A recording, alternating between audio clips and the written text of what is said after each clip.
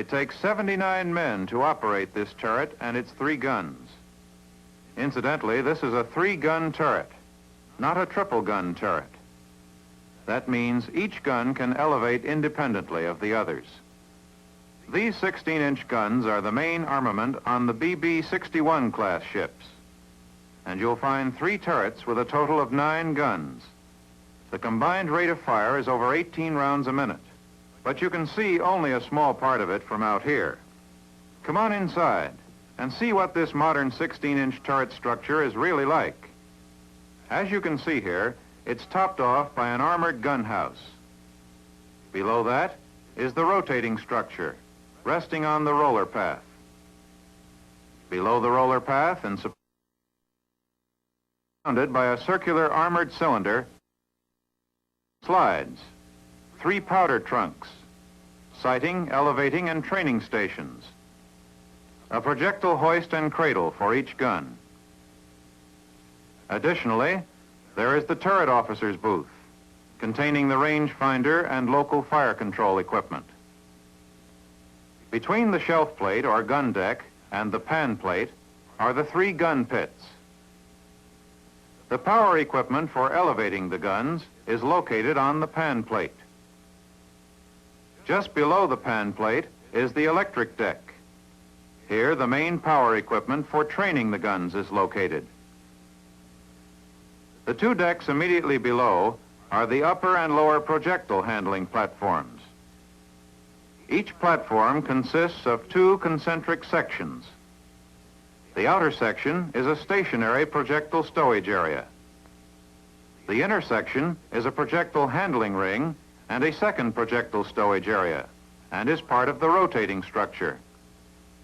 However, this projectile ring has its own power drive and can be rotated independently of the turret. The very bottom deck contains the powder handling room, completely surrounded by the magazines. Unlike case guns, the 16-inch is a bag gun. This adds considerably to the danger of spilled powder and the resultant increased fire hazard. Thus, all compartments are separated by flame-proof bulkheads to prevent any flame or lethal gas from spreading throughout the turret. Well, there in general is what a turret actually looks like, from top to bottom. You won't need to concern yourself now with training or elevating, or even about plotting, range finding, or fire control. This film will give you a general idea of what happens after all that has been taken care of. The powder handling operation begins in the powder handling room at the very bottom.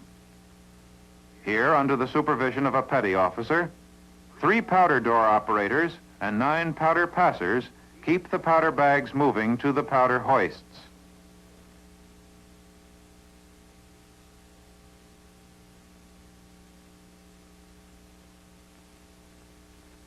The scuttle operators take the powder bags from the magazine scuttles and hand them to the powder passers. When 6 bags have been placed in the powder car, the doors are closed, and the car starts up through the hoist trunk to the gun room. Unlike powder hoists for case guns, these operate more like an elevator, with a car that moves the powder up through the trunk by means of a cable. However, powder won't be of much use without projectiles, and there's a crew for each of the 2 projectile handling levels. Under the supervision of a petty officer, there are 3 projectile hoist operators, 1 ring operator, 9 projectile men, and a roving electrician. First, the projectile ring operator brings the bullets close to the hoist by moving the ring as much as necessary. You'll remember, of course, that this projectile ring operates independently of the turret rotating structure. Since these projectiles weigh over 2,500 pounds apiece, it's easy to see why special par-buckling equipment is required to move them around. When the projectile man and hoist operator have the projectile in position, the hoist is started and the projectile is on its way.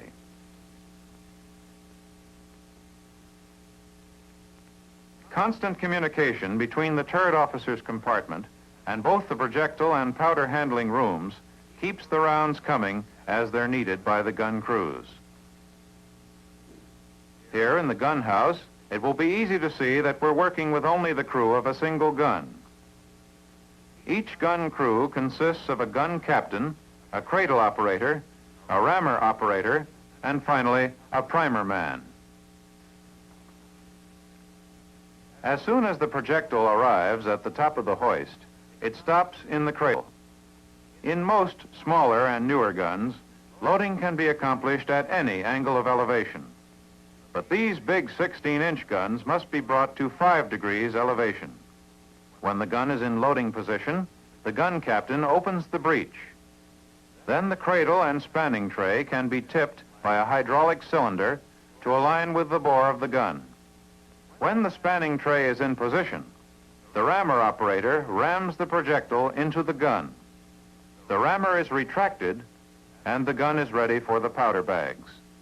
Now the powder trunk door is opened, and 3 powder bags are rolled into the tray. Then the powder car moves down, and 3 more bags are rolled into the tray. All 6 bags are now rammed slowly into the gun. That's right, 6 bags, each one about 18 inches long and 18 inches in diameter. The rammer is retracted. Now the cradle operator raises the cradle and turns the ready switch to ready. The gun automatically goes back to firing position, and the firing circuit can be completed. The return of the gun to firing position automatically flashes a gun ready signal to the turret officer's control panel, and the gun is ready for firing. When the recoil and counter-recoil action are complete, the gun returns to the loading position automatically. When the gun captain begins to open the breech, the gas ejection system automatically blows the bore clean of gas or any burning fragments. Now the gun is ready for the next round, and the cycle starts again. Of course, all you've seen are the actual steps required to load and fire only one gun. Now, when you multiply that by 3, and you want to keep them firing, there's a lot more that goes on. Not 4, but 13 men are handling powder. Not 4, but 15 men operating each projectile flat, and both flats being used. Then there are 4 men on the machinery floor, 3 powder hoist operators, 12 men working in the gun compartments, 6 at the sight stations, and 8 men in the turret officer's booth. A lot of men.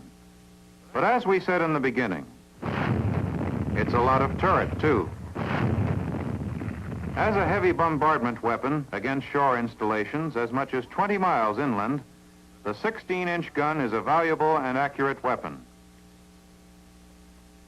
Even under ideal circumstances, you could see only about 14 miles from the deck of a battleship. But with these ships 20 miles apart, it's possible to land a salvo of 16-inch projectiles accurately on the target. Although firing, of course, can be directed from each turret individually, gun laying and firing is usually accomplished from remotely located directors operating through a central fire control system. Although this particular 16-inch 50 caliber gun is on the Iowa class BB, the operations are similar in all 16-inch turrets. Of course, this ordnance is designed for accurate firing of either armor-piercing or high-capacity projectiles against surface targets or shore installations. Either way, slamming into a target at the rate of 2 a minute from each gun, they can do plenty of damage. An outstanding case where it's better to give than to receive.